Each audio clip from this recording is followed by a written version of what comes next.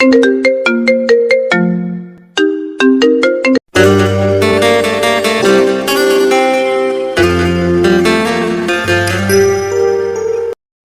নতুন ভালোবাসার গল্প পেতে আমাদের চ্যানেলটি সাবস্ক্রাইব করে পাশে থাকা বেল আইকনে ক্লিক করুন। ধন্যবাদ। পাবো না? কে বলল তাকে পাবো না? আমি তো সব সময় তাকে খুব কাছে অনুভব করি। আমার পদ্মফুল সব সময় তাকে মন গহীনে রাখছে আমি খুব যতনে। আমার না হোক, ভালোবাসতে দোষ কোথায়? রাক্ষস বংশের রাজা, তোমাকে রাজা না বলে গাধা বলা উচিত। ভাইয়া দেখো, আমি আমার আপুকে খুব ভালো করে চিনি। আপু নিজের সম্মানকে গুরুত্ব দেয় খুব। ছোট থেকে গরিব বলে খুব অপমান হয়ে আসছে। এখন নিজের সম্মান কখন ও হারাতে চাইবে না। তোমাকে বিয়ে করলেও হবে না। তুমি আপুর 5 থেকে 6 বছরের ছোট। তুই ভেবে দেখ, ছেলেরা তো জুনিয়র মেয়েদের বিয়ে করে, তাহলে মেয়েরা কেন জুনিয়র ছেলেকে বিয়ে করবে না? এই নারী পুরুষের সমান অধিকার জানিস না? বেশি বকবি না, যা তোর বোনকে মেহেদি পড়তে বল। পদ্মফুলের মেহেদি রাঙা হাত দেখতে চাই আমি। রাক্ষস বংশের রাজা, তোমারে আমি কখনো আপুর জামাই বানাবো না। তখন তো আপু রাক্ষস বংশের রানী হবে না। ইয়া হইতে পারে না। আশিক হু হু করে হেসে ফেলে। মাঝে মাঝে সৈকতের কথা শুনে বেচারার অবস্থা খারাপ হয়ে যায়। তার একটাই চিন্তা, রাক্ষস বংশের রাজার সাথে তার বোনের বিয়ে হলে তার বোন তো রানী হবে। সে কিছুতেই তার বোনকে রাক্ষস বানাবে না। রাত লেগে আসছে। জান্নাতুল নিজের হাতের মেহেদি তুলে সৈকতকে মেহেদি দিয়ে দেয়, সাথে টিভি দেখছে। রাক্ষস দ্য মাফিয়া গ্যাং, সেই গ্যাংয়ের লোগো দিয়ে 15টা লাশ পাওয়া গেছে। 15টা লাশের মধ্যে 10টা পুরুষ, 5টা মহিলা। সবার কপালে ছোট্ট করে রাক্ষস দ্য মাফিয়া গ্যাং লেখা। আবারও কি তাহলে সেই গ্যাং ফিরে আসছে? তাদের গ্যাংয়ের নাম রাক্ষস দ্য মাফিয়া হওয়ার কারণ, তারা রাক্ষসদের মতন শরীরে বিভিন্ন জায়গা চামড়া উঠাইয়া দেয়। নখের হাজার হাজার চিহ্ন দেখা যায় শরীরে। এই 15টা খুন ঠিক একইভাবে করা হয়েছে, কিন্তু রাক্ষসদের মতন এমন চিহ্ন তার কিভাবে করে সেটা এখনো জানা হয়নি। কাল রবিবার, ঈদের দিন। তার ঠিক 7-8 ঘন্টা আগে এমন নিউজ দেখলে কার মাথা ঠিক থাকবে? প্রায় প্রতিটি নিউজ চ্যানেলে একই খবর, রাক্ষস দ্য মাফিয়া গ্যাং নতুন করে ফিরে আসছে। জান্নাত সৈকতের হাতে মেহেদি দিয়ে দিচ্ছিল, তখন এমন নিউজ থেকে হাত থেকে মেহেদি পড়ে যায়। জান্নাতুল ভীতু কণ্ঠে বলে, বাপরে বাপ, এমন নির্মমভাবে কেউ কাউকে খুন করে? আর এই রাক্ষস দ্য মাফিয়া গ্যাং নামটা তো আমি প্রথম শুনলাম। উফ, গ্রামে বাস করলে যা হয় আর কি। ভাই, তুই সাবধানে থাকিস। এই রাক্ষসরা আবার তোকে না খেয়ে ফেলে, কারণ তুই তো রাক্ষস আছে বলে বিশ্বাস করিস। আপু, এইভাবে ভয় দেখাস কেন? আমি রাক্ষস বিশ্বাস করি না। তোর মতো আমি ভীতু না যে মেহেদি দিব না আমি। দেখ, তোর পায়ের কাছে রাক্ষস। সৈকত লাফিয়ে ওঠে। বেচারা নিউজ দেখে ভয়ে আছে, তার উপর তার প্রাণ প্রিয় বাদর বোন এমন মজা নিচ্ছে তার থেকে। সৈকত ঠোঁট উল্টাই জান্নাতুলের দিকে তাকিয়ে থাকে। জান্নাতুল সৈকতের চুলগুলো এলোমেলো করে দেয়, তারপর মেহেদি নিয়ে আবারও হাতে পরাতে থাকে, আর সৈকতকে ধীর কণ্ঠে বলে, দেখ, আমরা তো জানি গ্যাংয়ের হয়ে যারা কাজ করে তারা কিন্তু ভালো মানুষকে খুন করে না। আর আমি এখানকার 2টা ছেলেকে চিনি, এরা 1 বছর আগে আমাকে, যাই হোক, গিয়ে দেখ, সবার কিছু না কিছু দোষ আছে, তাই এসব নিয়ে ভাবিস না। কিন্তু ঈদের আগে কতগুলো মায়ের কোল খালি হলো। আমি আশিক ভাইয়াকে আর রাক্ষস বংশের রাজাকে বলবো না। ভাইয়া যদি রাগ করে এদের মতো আমাকে খুন করে, তাহলে আজকেই ভাইয়ার থেকে ক্ষমা চেয়ে নেব। আর কখনো রাক্ষস বংশের রাজা বলবো না। বাবা। সৈকত মনে মনে কথাগুলো ঠিক করে নেয়। সৈকতের মেহেদি দেওয়া শেষ হলে রুমে গিয়ে ফোনটা নিয়ে আশিকের কাছে ফোন দেয়। তারপর ওই পাশ থেকে যা শুনে, তারপর নিজেকে আর ঠিক রাখতে পারে না। হাত থেকে ধরাম করে ফোনটা পড়ে যায়, আর সৈকত সেন্সলেস হয়ে মেঝেতে লুটিয়ে পড়ে। কিছু পড়ার শব্দে জান্নাতুল সহ কয়েকজন দৌড়ে সৈকতের রুমে যায়। গিয়ে দেখে সৈকত সেন্সলেস হয়ে পড়ে আছে। জান্নাতুল ভয়ে ভয়ে বলে, সৈকত, সৈকত ভাই, কি হয়েছে তোর? সৈকত, কথা বল। আপনাকে রাক্ষস বংশের রাজা বিচিয়ে খেয়ে ফেলবে আপু। আমি আর আশিক ভাইয়াকে রাক্ষস বংশের রাজা বলবো না। আপু প্লিজ, তুমি ভাইয়াকে বলে দিও আমাকে যেন না খেয়ে ফেলে। প্লিজ আপু, তুমি ভাইয়াকে বলে দিও। আশিক তখনও লাইনে ছিল। এপাশ থেকে সৈকতের এমন ভীতু কণ্ঠ শুনে হুহা করে হাসতে থাকে। সে তো মজা করে বলছিল যে আমি রাক্ষস বংশের রাজা, তাই না সৈকত? এবার তোমাকে কে বাঁচায়? ওই 15টা মানুষের মতো করে আমি তোমাকে খুন করব। তখন আর কেউ আমাকে রাক্ষস বংশের রাজা বলতে পারবে না। ফোনের ওপাশ থেকে হাসির শব্দে জান্নাতুল সৈকতের পড়ে থাকা ফোনটা হাতে নেয়। দেখে আশিক লাইনে আছে। কিছুটা কপট রাগ নিয়ে ফোনটা কানে ধরে। এই ছেলে, তোমার সমস্যা কি? সৈকতকে ভয় দেখাও কেন? ও সেন্সলেস হয়ে পড়েছিল। এমনি আমি একটু বলায় ভয়ে কিছু করছি না, আর তুমি ওকে আবার ভয় দেখাতে লাগছো। সব কিছুর লিমিট আছে কিন্তু। পদ্ম ফুলের তো নেই রাগ, তাহলে আমার পদ্ম ফুল এত রাগী কেন? এক পদ্ম ফুল ঝিলে ঠান্ডা হয়, আর আমার পদ্ম ফুল দেখি জ্বলে ওঠে। পদ্ম ফুল, শুনছি আপনি নাকি আমার হবেন। শাট আপ আশিক, আবারও তোমার পাগলামি শুরু করছো? মেজাজ খারাপ করবে না আমার। দিন দিন তুমি বাচ্চা হচ্ছ নাকি? সৈকতের সাথে কথা বলো, ওকে বলে দাও তুমি তখন মজা করছিলে। আশিকের মুখটা চুপসে যায়। সে তার পদ্মফুলকে বোঝাতে চায় সে যা বলে তা বাচ্চামি করে বলে না। সে তো সিরিয়াস ভাবে এসব বলে, কিন্তু তার পদ্মফুল যে তাকে নিতান্ত বাচ্চা ছেলে মনে করে। আশিক সৈকতের সাথে হালকা কথা বলে ফোন রেখে দেয়। তোর মতো মানুষ আমি দেখি নাই। সামান্য কারো কথা শুনে এত ভয় পেয়ে যাবি? এত ভীতু হয়েছিস কিভাবে বলতো? আর আশিক তোর থেকে বড়, ওকে রাক্ষস বংশের রাজা এসব কি বলে ডাকিস? হ্যাঁ, এরপর যেন এসব না শুনি। সরি আপু, এমনটা আর হবে না।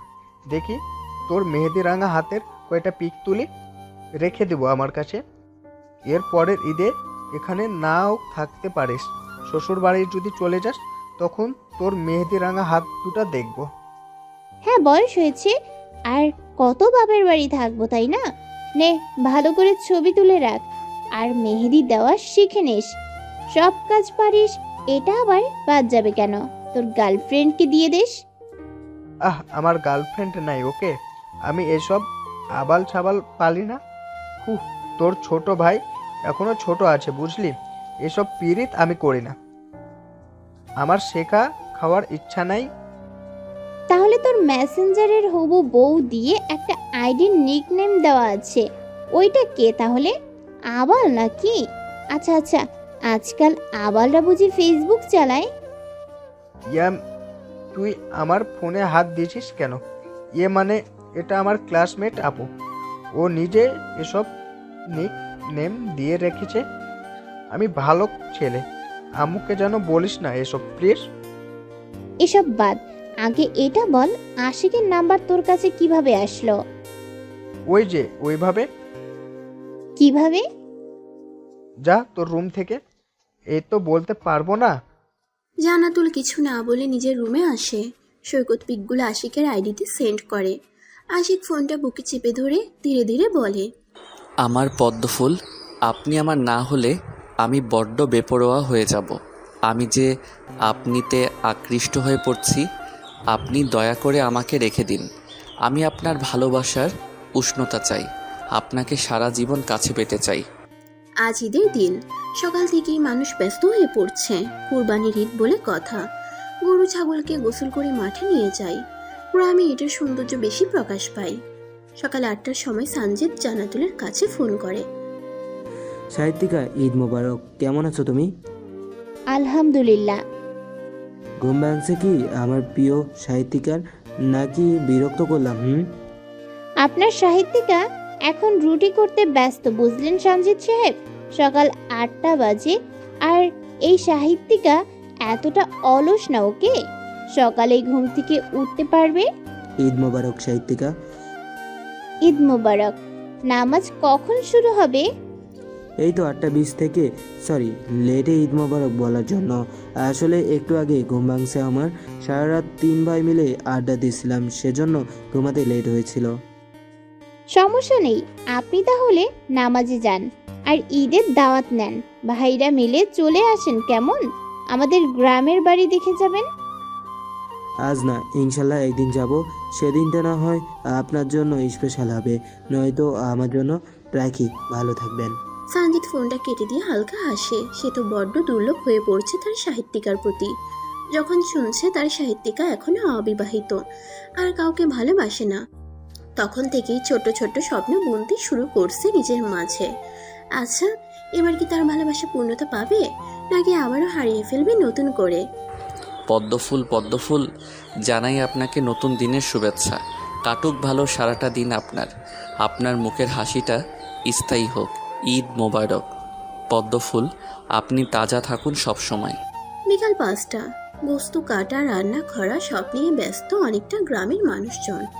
কেউ কেউ তো কুরবানি দিয়ে গোস্ত ফ্রিজের সাথে সাথে ঢুকিয়ে রাখছে, কেউ কেউ আবার একটু গোস্তের জন্য হাহুতাশ করে।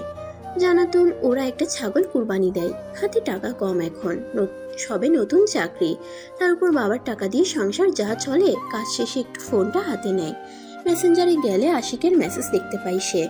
জানাতুল ছোট্ট করে রিপ্লাই দেয়। ঈদ মোবারক। কেটে যায় কয়েকটা দিন। ঈদের ছুটি শেষের দিকে জানাতুল পরিবার সহ ঢাকায় ফিরে আসে। ঢাকায় এসে একদিন কেটে যায়। ঘড়িতে সময় দেখে ভার্সিটিতে ক্লাস নেওয়ার জন্য বেরিয়ে যায় বাড়ি থেকে। আচ্ছা ম্যাম, কাউকে ভালোবাসলে তা কিভাবে প্রকাশ করা উচিত? মানে? তাকে বোঝাবো কিভাবে আমি তাকে ভালোবাসি, যাতে সে আমাকে একটু হলেও ভালোবাসে, আগলে নেয় তার করে। ক্লাস টাইমে আশিকের এমন কথা শুনে অনেক স্টুডেন্ট হাঁ হয়ে আশিকের দিকে তাকিয়ে থাকে। জানাতুল ভ্রু নাচিয়ে আশিককে দেখে, তারপর কিছুটা শাসনের সুরে বলে, এই বয়সে আবার কিসের প্রেম? আর আমি মোটেও প্রেমের শিক্ষক না, তাই একদম ক্লাসে আজে বাজে কথা বলবা না কেউ। তোমাদের না এক্সাম রুটিন দিছে? তাহলে এখন বাসায় পড়ো, পড়াশোনা ছাড়া নিজের কোনো গতি নাই। ও ম্যাডাম জি, আপনি নাকি কোনো এক ক্লাসে ভালোবাসার সংজ্ঞা দিছেন, তাহলে আপনার এই অদম ছাত্রটাকে একটু সাহায্য করলে কি হবে? নাকি আপনি চাচ্ছেন না যে আমি প্রেম করি? কোনটা? সামথিং। আশিকের কথায় ক্লাসরুমে হাসি রোল পড়ে যায়। জানাতুল একটা বিরক্তিকর শ্বাস ফেলে। এই ছেলেটা এত দুষ্টু কেন? কথায় পেরে ওঠা যায় না। জানাতুল একটা ধমক দিলে সবাই চুপ হয়ে যায়। আশিক ঠোঁট টিপে হেসে দেয়। তোমার পছন্দের মানুষটার মানসিকতা কেমন তার উপর নির্ভর করবে তার ভালো লাগা।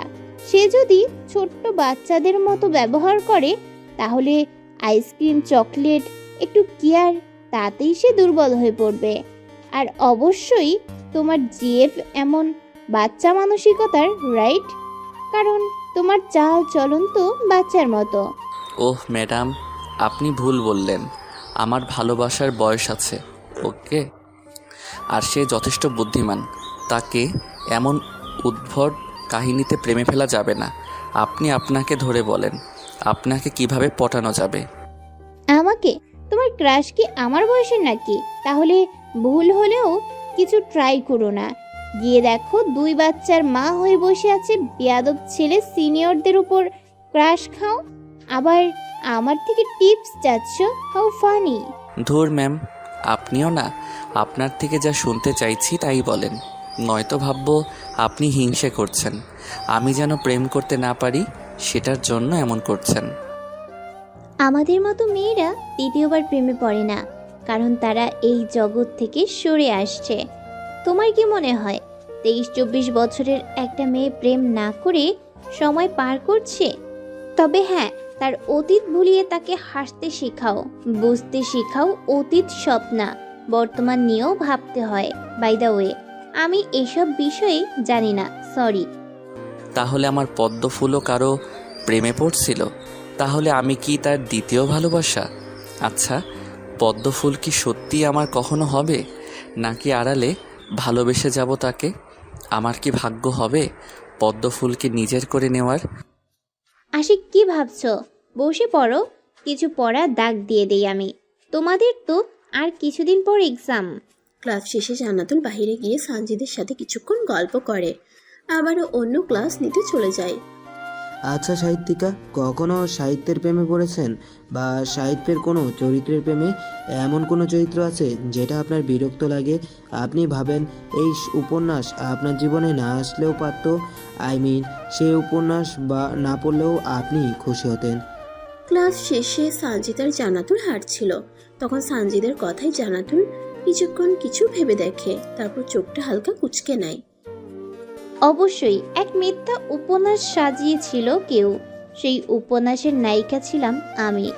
উপন্যাস শেষ, নায়ক হারিয়ে গেল নায়িকার জীবন থেকে। মাঝে মাঝে ভাবি সেই উপন্যাস আমার না হলেও পারত। তবে মাঝে মাঝে এটাও ভাবি সেই উপন্যাস আমার জীবনে অনেক কিছু শিখিয়ে গেছে। কখনো প্রেমে পড়েছেন সাহিত্যিকা? ভালোবেসেছেন কাউকে? জানেন ভালোবাসা এত সহজ না। হুট করে কারো প্রেমে পড়া আর ভালোবাসার মধ্যে অনেক তফাৎ আছে। আমরা সহজে প্রেমে পড়ি, কিন্তু গভীরে গিয়ে ভালোবাসা খুঁজি না। আরে সঞ্জিত সাহেব, আপনি তো দেখি ইমোশনাল হয়ে পড়ছেন। শোনেন সঞ্জিত সাহেব, ভালোবাসার কোনো সংজ্ঞা হয় না, বুঝলেন? সব ভালোবাসা তো সবার মতো করে প্রকাশ করা যায় না। তাই তো সব ভালোবাসা কি আর পূর্ণতা পায়? জানাতুলের কথার পিঠে কথা বলতে সঞ্জিত বেশ কিছুক্ষণ সময় নেয়। সঞ্জিত কিছু বলবে তার আগে আশিক দৌড়ে জানাতুলের পাশে এসে দাঁড়ায়। সঞ্জিত আর জানাতুল দুজনেই চমকে ওঠে। ম্যাম, ভালোবাসার রং কেমন? ভালোবাসা কি ওজন করা যায়? আচ্ছা, তাকে কিভাবে বোঝাবো যে আমি তাকে কতটা ভালোবাসি? হৃদয়ে চিরে তো আর দেখানো যাবে না। তাহলে কিভাবে কি করা যায় বলুন তো? এক কাজ করো ভাই আমার, বুকে তার নাম লিখে রাখো। বুক চিরে নাম লিখছিস দেখে সে এমনি উতলা হয়ে পড়বে তোর উপর। সামনে থেকে সরো, অসহ্য পাগলদের মতো কথা বলো কেন? জানাতুল রেগে কথাটা বলে। আশিক হালকা হেসে সেখান থেকে চলে যায়।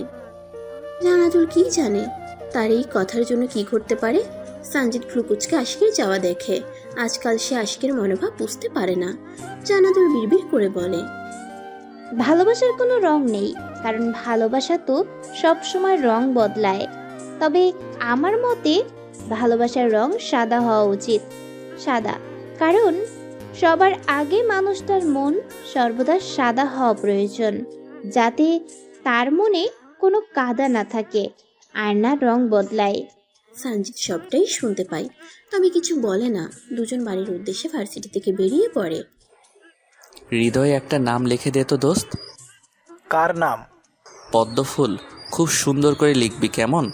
যদি আমার পদ্মফুলের কিছু হয় তাহলে খুব খারাপ হবে তোর সাথে। আমার পদ্মফুল যেন কষ্ট না পায়। আশিকের এক ফ্রেন্ড শরীরে ট্যাটু করে দেয়।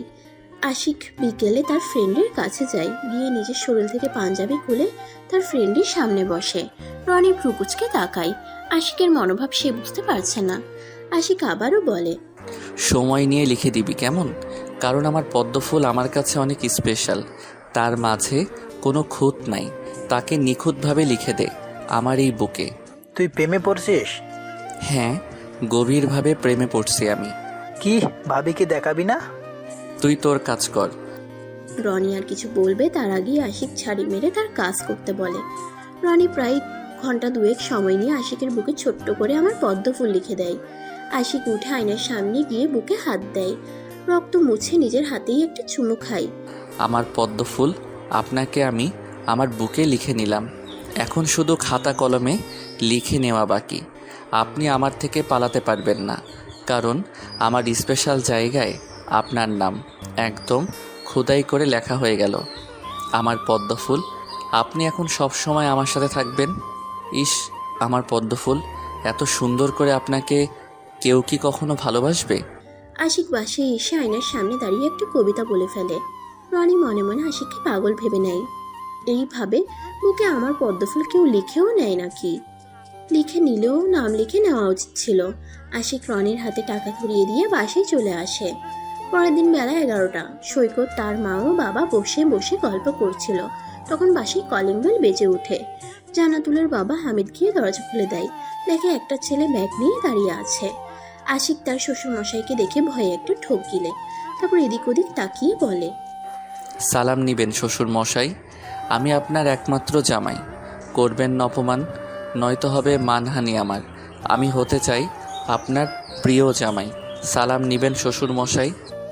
প্রথমে আশিকের কথা শুনে উনি রাগ করলেও পরে আশিকের এমন ছন্দ মাখা কথা শুনে ফিক করে হেসে দেন উনি, কারণ উনি নিজেও যে একজন মজার মানুষ। আশিকও হালকা হেসে ভিতরে আসার অনুমতি দেয়। ও শ্বশুর আব্বা, ভিতরে কি দিবেন আসতে আমাকে? আমি তো আপনার মেয়ে জামাই। জামাইকে বাহিরে দাঁড় করিয়ে রাখতে নেই, এটা কিন্তু ঘোর অন্যায়। জামাই কিন্তু রাগ করবে এবার। ভিতরে প্রবেশ করতে পারেন নাতি নাতনির বাপ। আপনার অপেক্ষায় প্রহর গুনছিলাম এত রাত, আসলেন তবে আপনি এবার। আসুন আসুন, ভিতরে আসুন। আপনি আমার বড় মেহমান, আপনি ছাড়া আমরা বড় অসহায়। লে হালুয়া, এখানে দেখি আমার শ্বশুর আব্বা আমার মতো মজা করতে লাগছে। ভিতরে নিয়ে গিয়ে পাছাই বাড়ি দিবে না তো? আশিক, তুই রং টাইমে আসছিস, এখানে বস। আরে জামাই বাবাজি, একমাত্র জামাইয়ের পা ছাই কি আমি বাড়ি মারতে পারি? ভিতরে আসুন আপনি। আপনার জন্য অপেক্ষায় প্রহর গুনছিল আপনার পদ্মফুলের আম্মা যান। আসুন, আপনাকে মারবো না আমি। আমি আপনার মতো ভালো শ্বশুর আব্বা। সালাম নিবেন আমার পদ্মফুলের আম্মু। আপনার জামাই আমার মতো একটা মেয়ে জামাই আশা করে। আপনার জামাইকে কি খাইয়ে মানুষ করেছেন শাশুড়ি মা? দারুণ মানুষ দেখি, মনে হয় আমার শ্বশুর হবেন, সেজন্য আমার মতো হয়েছেন উনি। চুপ করবা তুমি?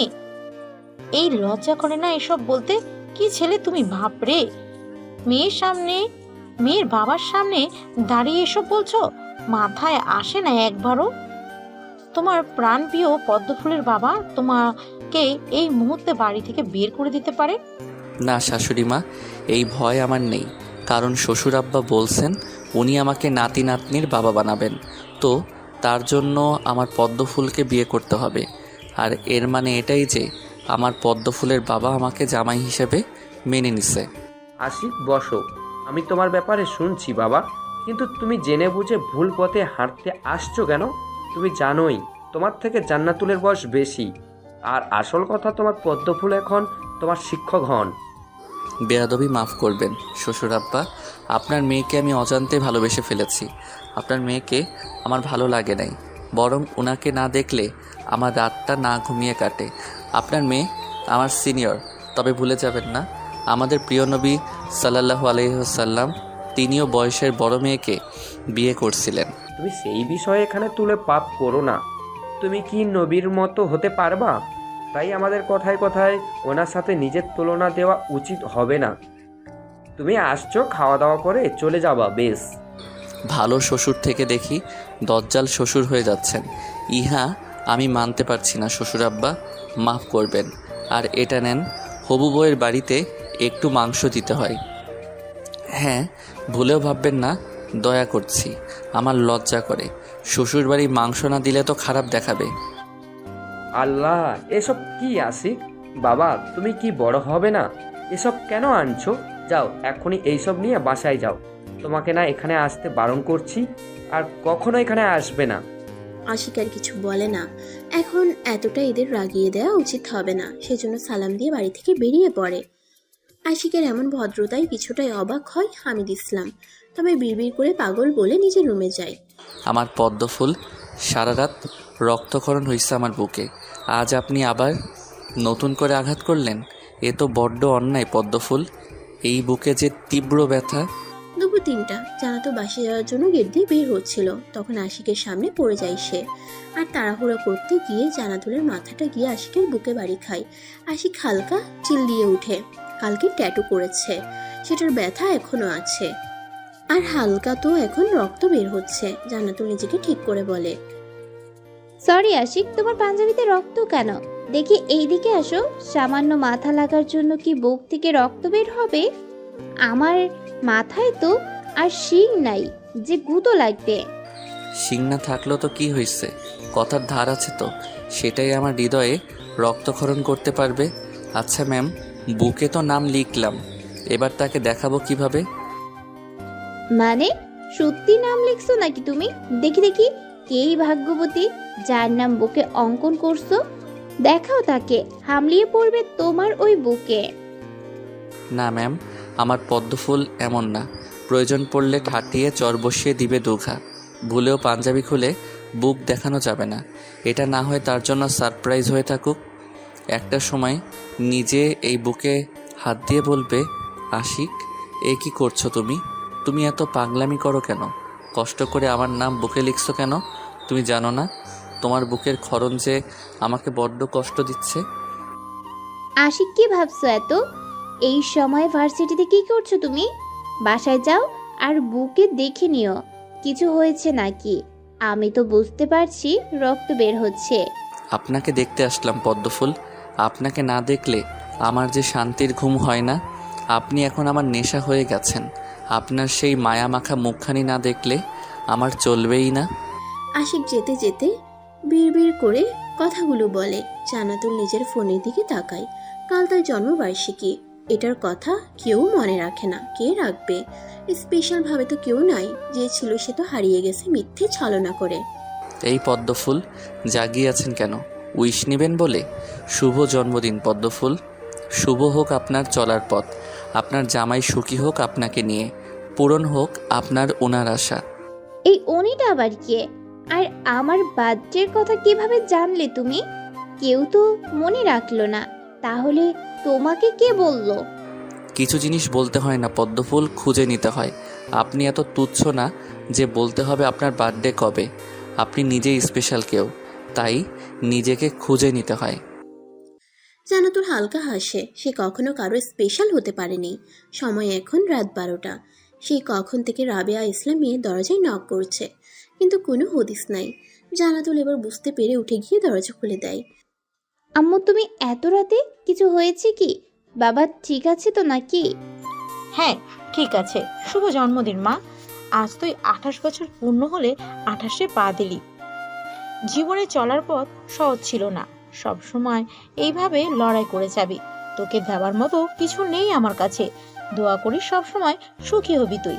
রাতে আসলাম বলতে না হয় ভাবি মা মনে রাখে নাই মেয়ের জন্মদিনের কথা। তোর বাবার তরফ থেকে ভালোবাসা নিস। ধন্যবাদ আম্মু, লাভ ইউ। যাও এখন গিয়ে ঘুমিয়ে পড়ো। আর এইসব জন্মদিন আমার জন্য না, আমার বয়সে কম না। এই বয়সে এসব করলে মানুষ হাসবে। রাবেয়া নিজের মেয়ের মাথায় হাত বুলিয়ে দেয়, তারপর জান্নাতুলের রুম থেকে চলে যায়। জান্নাতুল ভাবতে থাকে আশিককে কে বললো আজ তার বার্থডে। বেশি না ভেবে রাত হয়েছে দেখে ঘুমিয়ে পড়ে। নতুন করে ভোরের আলো ফোটে। এক কিশোরী 28-এ পা দিল, কিন্তু এখনো বিয়ে হচ্ছে না দেখে চারপাশ থেকে নানা রকম কথা ভেসে আসতে থাকে। মা তোর জন্য ছেলে দেখবো। জান্নাতুল মায়ের কথায় বিরক্ত হয়ে বলে, দেখো আম্মু, অন্যের কথায় কান দিও না প্লিজ। আর এখানে কজন আমাদের চিনে, তাই প্লিজ চুপচাপ থাকো। আমি বিয়ে না করে এখানে যদি সারা জীবন থাকি তাতে তোমার কোনো সমস্যা হচ্ছে নাকি? আমি তোকে সেটা বলি নাই মা। আমি বলছি বয়স হয়েছে তোর, বেশি বয়স হলে দেখবি আবার বাচ্চা হবে না। জানিস না তো আর একটা বাচ্চার জন্য মানুষ কত হা উতাস করে। আর এখন চাকরি করিস তুই, অনেক ঘর আসছে নাকি। তোর মামি আমাকে বলল ওরা নাকি আজ একটা সম্বন্ধ নিয়ে আসবে। জানতাম এখন আত্মীয়তা বাড়বে। এখন যে জব করি এর আগে তো কখনো খোঁজ নেওয়ার প্রয়োজন মনে করো নাই। তা তোমার ভাই বউ এখন ভালো হলো নাকি? আগে তো আমাকে দেখলে নাক ছিটকানো শুরু করতো। এসব বলতে নেই মা, তোর মামি হয়। সবার মামি কি ভালো হয় বল? আমি কি করব সেটা বল। বিয়ের জন্য তো প্রস্তাব নিয়ে আসবে। আজকেই বাসা থেকে তাড়িয়ে দিবা, কিভাবে দিবা জানি না আমি। আর বললাম মেয়ে এখন বিয়ে বসবে না। যদি জেদ ধরে তাহলে বলবে মেয়ে কখনো মা হতে পারবে না। সো তারা এমনি থেকেই বিয়ে ভেঙে দিবে। চাকরি পেলাম 1 বছর যাক, তারপর না হয় বিয়ে করব। আমি যে কি জন্ম দিয়েছি এখন নিজেই বুঝি না।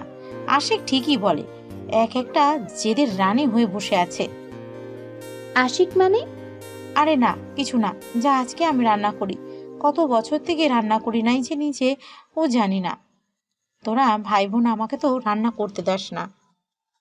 করো, তোমার ভাইয়ের বউকে রান্না করে খাওয়ানোর ইচ্ছে আমার নাই। আর খাও তোমরা, আমি আজ বাসায় লেট করে আসব।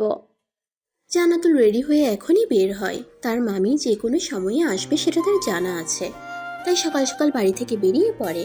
তারপর আশেপাশে একটু ঘোরাঘুরি করে ভার্সিটি টাইমে ভার্সিটিতে যায়। পদ্মফুল সাদা হয় না কেন? আমাকে বলছো? জান্নাতুল রিকশায় উঠে সৈকতের কাছে যাওয়ার জন্য ভেবে নেয় এখন সে বাসায় যাবে না। হুট করে আশিক রিকশায় উঠে পড়ে কথাটা বলে, পদ্মফুল ছাড়া এখানে কেউ আছে নাকি? পদ্মফুল আপনি দয়া করে চোখ দুটো বন্ধ করুন প্লিজ। আপনার চোখে মায়া আছে, তীব্র একটা আকর্ষণ যা সহ্য করার ক্ষমতা আমার নাই। শুরু হয়েছে আর রিকশা নেই? এখানে কি করছো? নামো রিক্সা থেকে। মামা রিক্সা দাঁড় করান তো। আশিক নামো, আমি সৈকতের কাছে যাচ্ছি, সরো। আজব তো, স্টুডেন্টকে হেল্প করবেন না? আপনার স্টুডেন্ট বিপদে পড়ছে, একটু হেল্প করেন। বাংলা বিষয়ের একটু ঝামেলা হয়েছে, একটু বুঝিয়ে দিবেন প্লিজ। আশিক মুখটা ইনোসেন্ট বানিয়ে কথাটা বলে। জানাতুল ভাবে সত্যি বলছে, সেজন্য কিছু বলে না। আর একটা রেস্টুরেন্টে গিয়ে আশিক বসে পড়ে। জান্নাতুল বিরক্ত নিয়ে বসে। তারপর আশিক বই বের করলে হালকা এটে সেটা বুঝিয়ে দেয়।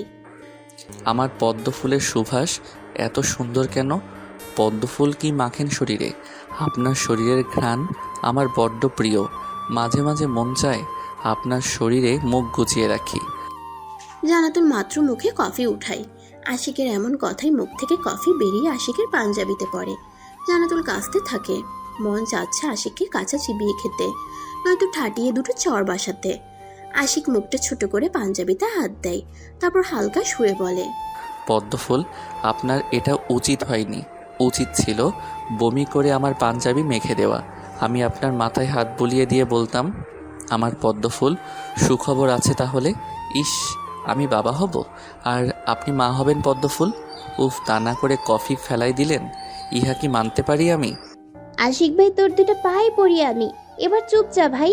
তোকে কে জন্ম দিছে বাপ আমার? এসব অসভ্য কথা কই শিখছিস? আল্লাহ আমাকে রক্ষা করো। এই বিয়াদব যেন আমার থেকে 100 হাত দূরে থাকে সব সময়। ছি জি পদ্মফুল, ছি। যাকে জামাই বানাবেন তাকে বাপ বলতে নেই। এখনই বাপ বলা উঠিয়ে নেন। ইহা অনেক বড় পাপ করে ফেলছেন। ভাই না হয় ঠিক ছিল, তাই বলে বাপ? আল্লাহ আমার পদ্মফুলকে মাফ করে দিয়েন। আশিক, মাইর দিব কিন্তু এবার। ফাজলামি রাখো। তুমি না কাউকে ভালোবাসো? দোয়া করি সে যেন কখনো তোমার না হয়। তোমার এমন বিয়াদব ছেলে ভালোবাসা পাওয়ার যোগ্য না। আশিক হুট করে কেঁদে উঠে। জান্নাতুল ভরকে যায়। পায়ের কাছে তাকিয়ে দেখে আশিক তার পা ধরে বসে পড়েছে। মানুষ তাকিয়ে আছে সেই দিকে। হুট করে আশিকের কি হলো জান্নাতুল বুঝতে পারে না। আশিক পা ধরে বলে, প্লিজ পদ্মফুল, আপনার থেকে আমি 100 হাত দূরে থাকব, তবু আপনি আমার অভিশাপ তুলে নেন। আমি যাকে ভালোবাসি তাকে না পেলে আমার বাবা মা তাদের সন্তান হারিয়ে ফেলবে। নিজেকে শেষ করে দিব আমি। আমি আর আপনার সাথে ফাইজলামি করব না। তবুও প্লিজ দোয়া করে দেন, আমি যাকে ভালোবাসি সে যেন আজীবনের জন্য আমার হয়। আশিক, পা ছাড়ো। আমি মজা করে বলছি। মানুষ দেখছে কি করছো তুমি। না, আগে আপনি আপনার অভিশাপ তুলে নেন, নয়তো আমি পা ছাড়ব না কিছুতেই।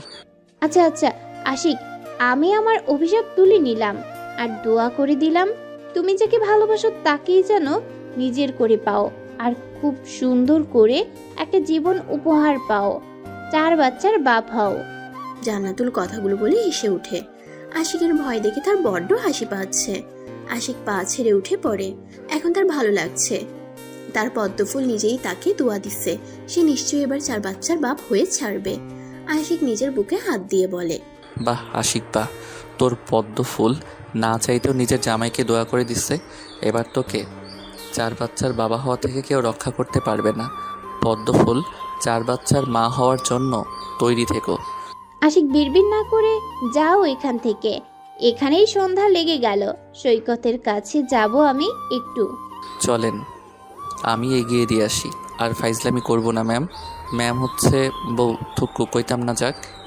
আশিকের সাথে জান্নাতুল সৈকতের কাছে যায়। জান্নাতুল এখনো জানে না সৈকত আশিকদের দোকানে কাজ করে। হুট করে জান্নাতুলের নাক ফুলের কথাটা মনে হয়। আশিকের দিকে তাকিয়ে ধিক কণ্ঠে বলে, আশিক। ইস, এইভাবে কেউ ডাকে নাকি? মনে হলো আমার বউ ডাকে। আশিক, কই গো তুমি? চুপ পাগল ছেলে একটা। তুমি আমাকে মিথ্যা বলছিস কেন? এটা তো সাধারণ একটা নাকফুল না, ডায়মন্ডের নাকফুল। আমি তোমার শিক্ষক ছাড়া আর কেউ হই না। তাহলে এই নাকফুল দেওয়ার মানে কি? আমার টাকা বেশি হয়েছিল তো কাউকে দেওয়ার মতো পাচ্ছিলাম না, তাই মন চাইছে আপনাকে দিয়ে দিছি। যদি ভালো না লাগে তাহলে খুলে ফেলে দিয়েন। তুমি রাগ দেখাচ্ছ কেন? অদ্ভুত ছেলে তো। তোমার সাথে ভালো ব্যবহার করাই আমার ভুল হয়েছে। এই নাও তোমার নাকফুল, তুমি পরো। জান্নাতুল নাকফুল খুলে আশিকের হাতে ধরিয়ে দেয়। আশিক আকস্মিক থ মেরে যায়। এটা কি হলো? চোখের পলকেই জান্নাতুল কেটে পড়ে। আপু তুই এখানে কি করিস? বাসায় মামি আসছে, সেই জন্য তোর কাছে আসলাম। একসাথে বাসায় ফিরবো। আমি এখানে থাকলে কি কোনো সমস্যা হবে? আরে না, বাহ হিমি, তুমি বিয়ে করবে না বলে বাসা থেকে পালিয়ে আসো? তুমি সত্যি বাচ্চা মেয়ে নাকি? তোমাকে জোর করে বিয়ে দিতে পারবে না, অথচ বাসা থেকে পালিয়ে আসো। হিহ। চুপ যা, হাসানও এখানে। ব্যাপার কি? আর তোর স্যার কে রে? এইটা কার দোকান? একটু ছুটি দিলে ছুটি নে, তোকে সাথে নিয়ে ঘুরতাম একটু।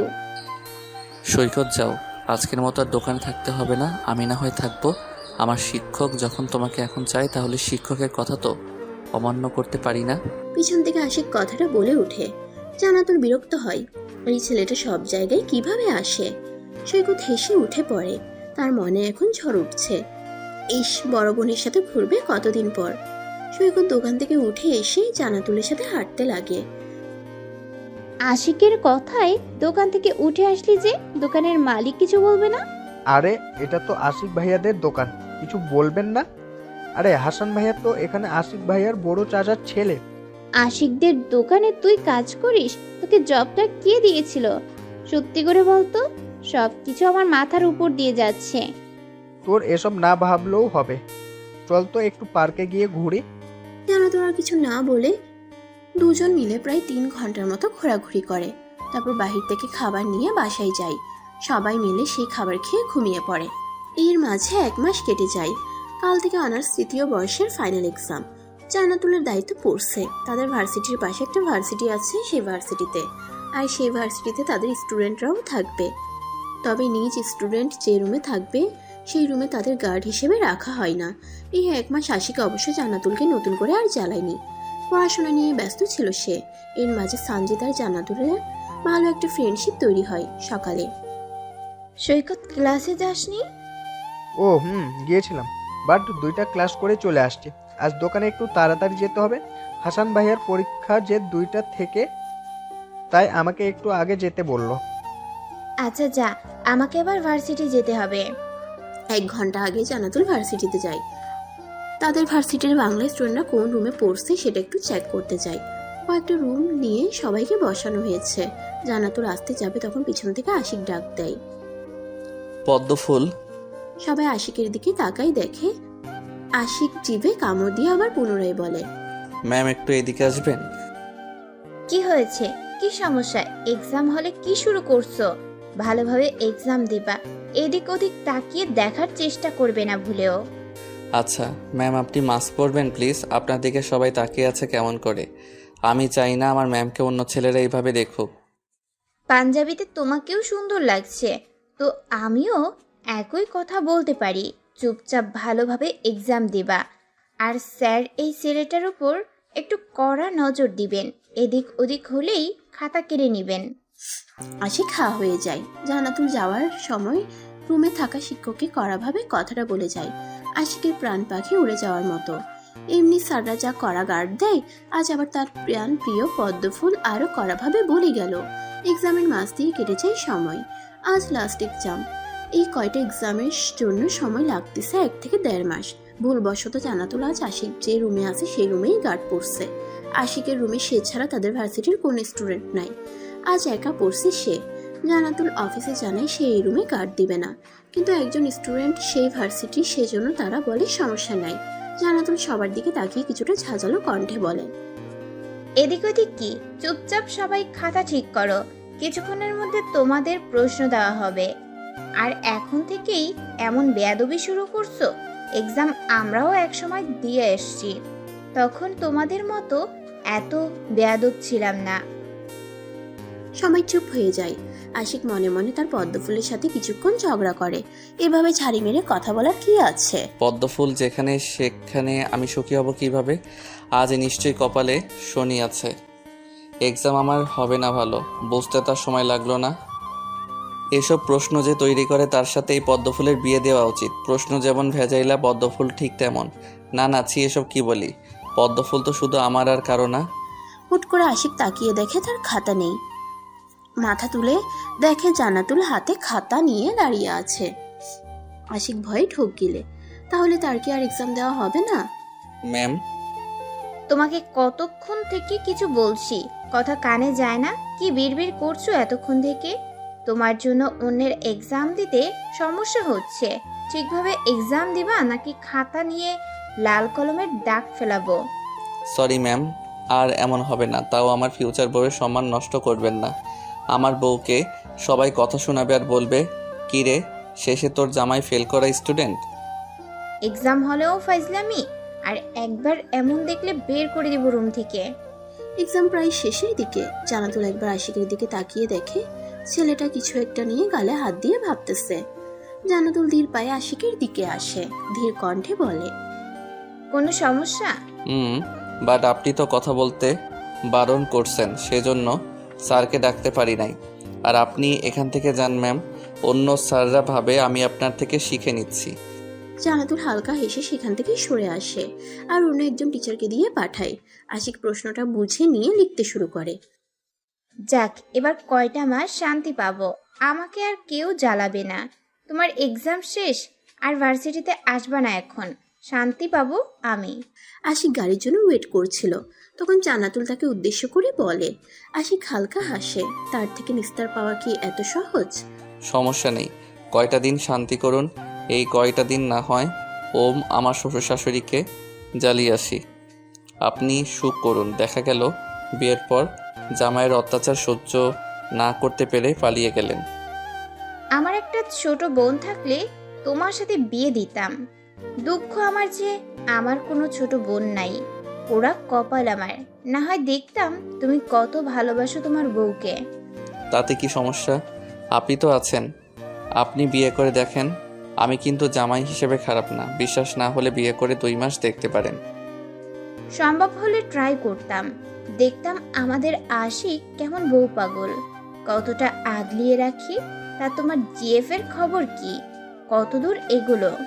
জিএফকে পটাতে পারি নাই, তবে জিএফের মা বাবাকে পটাতে লাগছি। দেখি আর বেশি দিন কষ্ট করতে হবে না, কয়দিন পর শ্বশুর শাশুড়ি নিজেই বিয়ের প্রস্তাব দিবে। জান্নাতুল হা হয়ে যায় আর অবাক কণ্ঠে বলে, কি ছেলে মাইরি, মেয়েকে না পটিয়ে মেয়ের মা বাবাকে পটিয়ে ফেলছে। এমন ছেলে কয়জনের কপালে থাকে? এই ছেলে তো পাগল না, ভয়ঙ্কর পাগল। এর ধারে কাছে আসা যাবে না। দেখা গেল সিনিয়র মানবে না, কোনোদিন জানি বলে বসবে। আমার পদ্ম ফুল, আপনি বড্ড বোকা। আমি তো আপনাকেই ভালোবাসি, আর আপনার মা বাবাকেই পটিয়ে নিচ্ছি। জান্নাতুল নিজেই না বলে চিল্লিয়ে ওঠে, এটা কখনো হতে পারে না। আশিক জান্নাতুলের সব কথা শুনতে পায়। সে হাসতে থাকে, হাসতে হাসতে জান্নাতুলের হাত ধরে মাটিতে বসে পড়ে। তার পদ্মফুল তো আর জানে না সে যা ভাবছে সবটাই সত্যি। জান্নাতুল আশিকের দিকে তাকিয়ে বলে, কি হয়েছে তোমার? এভাবে পাগলের মতো হাসছো কেন? ভূত ধরলো নাকি? তাহলে দূরে সরো। আমি তো সুন্দর, তাই আমাকেও ভর করতে পারে। বলা তো যায় না আমার রাশি খারাপ, তাই খারাপ জিনিস সহজে ভর করে। যেমন কি ম্যাম? আপনাকে ভূত ধরছিল নাকি কখনো? পদ্মফুলকে কেউ ধরছে? এটা তো মেনে নেওয়া যায় না। ঠিক বলছো আশিক, এটা কি মেনে নেওয়া যায়? তা সেটা ছড়ানোর জন্য কি করা যায় বলো তো? কি আবার আমাকে শুধু বলেন কেমন ভূত, আমি ঠাটিয়ে 2 ঘা লাগিয়ে দিব। আমার পদ্মফুলকে ভূতে ধরেও শান্তি পাবে না। তাহলে নিজের গালে 2 ঘা লাগাও, তোমার মাথার ভূত নেমে যাক। আমাকে তো তোমার ভূত ধরছে। আঠার মতো সবসময় লেগে থাকে, শান্তি পাই না একটু। ও এই ভূত, আগে তো বলবেন। এটা অনেক খারাপ, বুঝলেন? এটা কখনো ভালো হবে না। তবে আপনি চাইলে দিন দিন আঠার মতো আরও লেগে যাবে আপনার সাথে। আপনি চাইলে সব সময় আপনার শরীরের সাথে লেগে থাকবে। দূরে যাও, তোমার মতো ছেলেকে সোজা করতে আমার 2 মিনিট লাগবে না। সামনে থেকে যাও। এই তো হাসান আসছে, যাও একসাথে এখন বাসায় যাও। একজন জিএফ নিয়ে ফষ্টি নষ্টি করতে ব্যস্ত। তো বলেন, আমাদের সময় তোমাদের মতো এসব প্রেম ভালোবাসা ছিল না, বুঝলে? আর তোমার তো সব সময় এসব নিয়ে পড়ে থাকো। বলি কি, একটু ভালো হও, এসব কাজ থেকে বিরতি থাকো। আশিক দাঁত কেলিয়ে কথাটা বলে। হাসান হু হা করে হাসতে থাকে। জান্নাতুলও হালকা হাসে। এই ছেলেটা কখনো ভালো হবে না। সাহিত্যিকাকে আমি বিয়ে করতে চাই মা। কাকে? তুমি না বলেছিলে বাবা বিয়ে কর, আর কতদিন এভাবে জীবন চলে? তো আমার একটা মেয়েকে ভালো লাগে মা, আমি তাকে বিয়ে করতে চাই। তোর কি মেয়ে পছন্দ আছে? আমি সাহিত্যিকাকে বিয়ে করব মা, তাই আগে আপনাকে বলে রাখলাম। আর এটা সাহিত্যিকার ছবি, দেখে নিও। রাত 10টা। খাবার খাওয়ার জন্য যখন সানজিদের মা সানজিদকে ডাকতে আসে তখন কথাগুলো বলে। সানজিদ তার মাকে কিছু বলতে না দিয়ে রুমের বাইরে যায়। মহিলাটা অবাক হয়ে সানজিদের যাওয়া দেখে, তবে খুশি হয় ছেলে এতদিন পরে হলেও নিজেকে স্বাভাবিক করতে পারছে। তিনি ছবিটা এক পলক দেখে বলে, মাশাআল্লাহ, আমার ছেলে পছন্দ আছে দেখছি। অবশেষে আল্লাহ আমার ছেলের দিকে মুখ তুলে চেয়েছে। কেটে যায় সেদিনের রাতটা। নতুন সকালের দেখা মিলে নতুন করে আজ থেকে ভার্সিটিতে ক্লাস নিতে হবে। জান্নাতুল নিয়ম মতো ভার্সিটিতে যায়। ক্লাস শেষে সানজিদের কাছে যায়। সানজিদ জান্নাতুলকে দেখে বলে, সাহিত্যিকা, তোমার তো খবর নাই, তা কেমন আছো? অনেকদিন পর দেখা হলো। আমি তো অন্য ভার্সিটিতে গার্ড দিলাম। এই তো ভালোই আছি, তুমি কেমন আছো? আমিও ভালো। তা বিয়ে করবে না নাকি? বিয়ের ব্যাপারে কি ভাবছো? বিয়ের জন্য এত তাড়া নাই, ভাবছি চাকরির 1 বছর কেটে যাক, তারপর বিয়ে করব। বয়সের ছাপ তো চোখ মুখে ফুটে উঠতেছে। খাওয়া দাওয়া করো না নাকি? এ না, হ্যাঁ, আগে কত সুন্দর ছিলে, এখন মনে হচ্ছে তোমার বয়স সত্যি 27-28 বছর। আগে তো মনে হতো 23-24 বছর। ও আমি যেমন তেমনি আছি। আমাকে হুট করে কেউ দেখলে ভাববে আমার বয়স কম, কিন্তু একটু ভালোভাবে লক্ষ্য করলে বুঝবে আমার বয়স আছে। তুমি হয়তো এবার আমাকে লক্ষ্য করছো। হতে পারে। আচ্ছা সাহিত্যিকা, তুমি এত সুন্দর কেন? তোমার সৌন্দর্য বর্ণনা করার মতো না। তোমাকে তোমার লেখিকা এত সুদর্শনভাবে কেন আখ্যান করেছে? কিসব বলো? আমাকে নিয়ে আবার কে লিখবে যে আমি সেখানে অতিরিক্ত সুন্দর হব?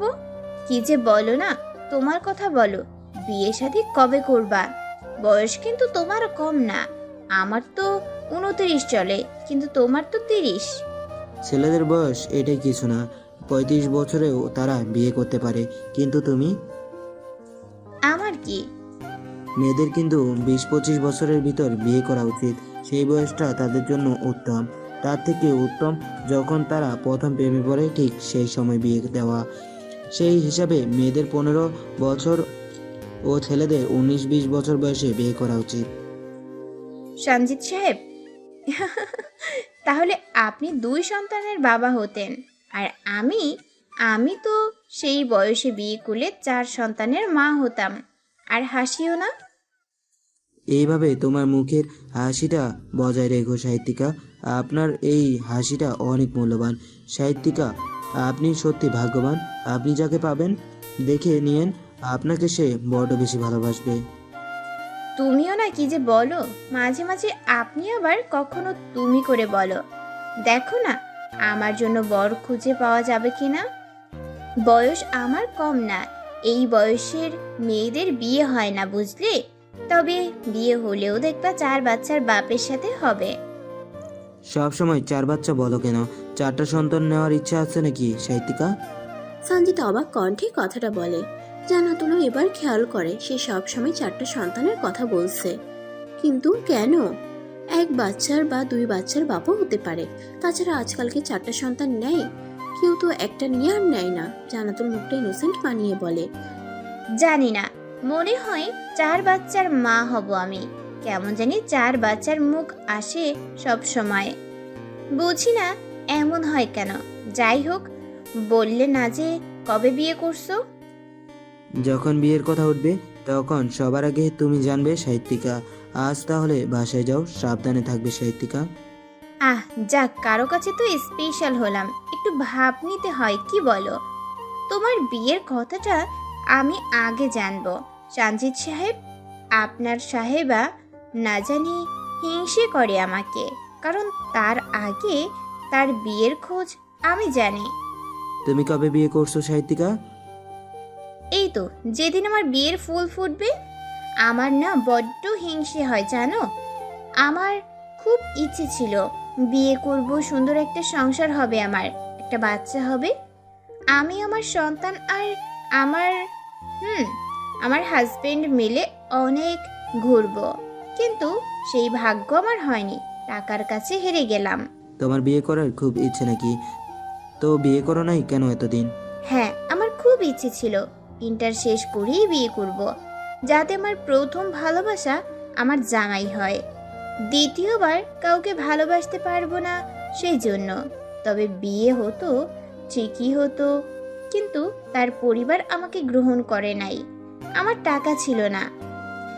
ভালোবাসতে কাউকে?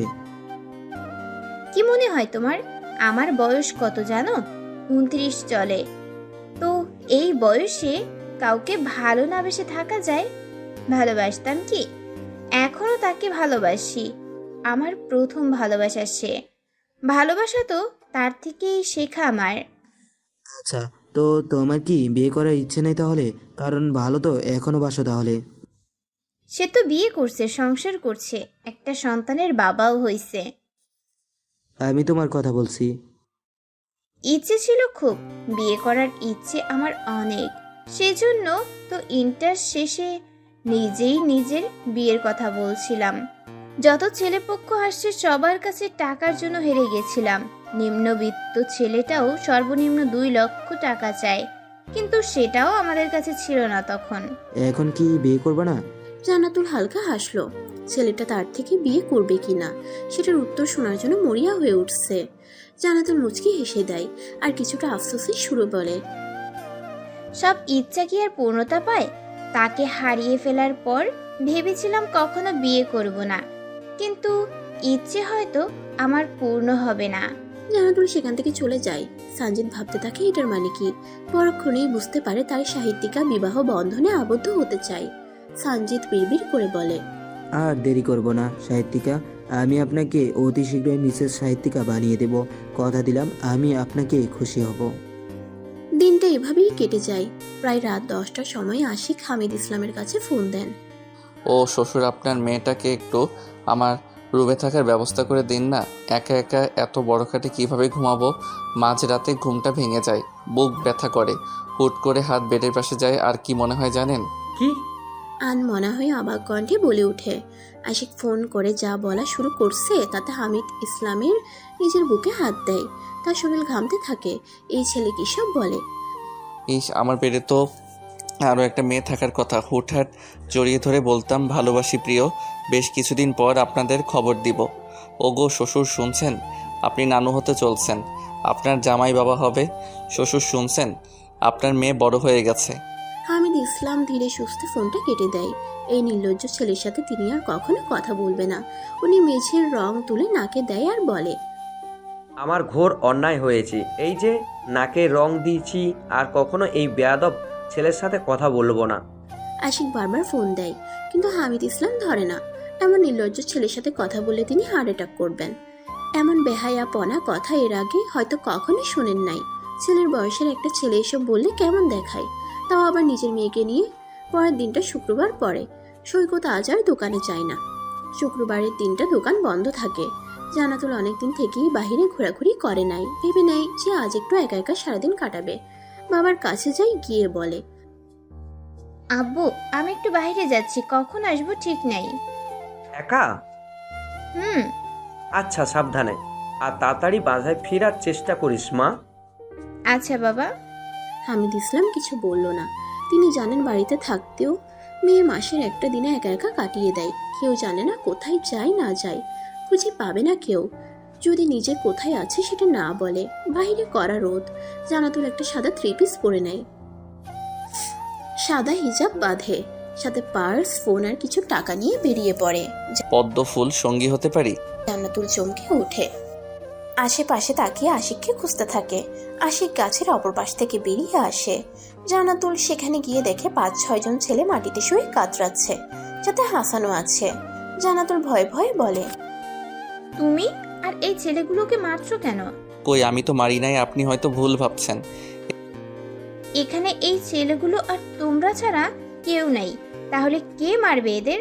আমি তোদের মারছি? আশিক একটা ছেলের পায়ে লাথি মেরে বলে। ছেলেটা জোরে চিৎকার দিয়ে বলে, না না ম্যাম, উনি আমাদের তো মারে নাই, উনি আমাদের বাঁচাতে এসেছে। আশিক হালকা হেসে নেয়।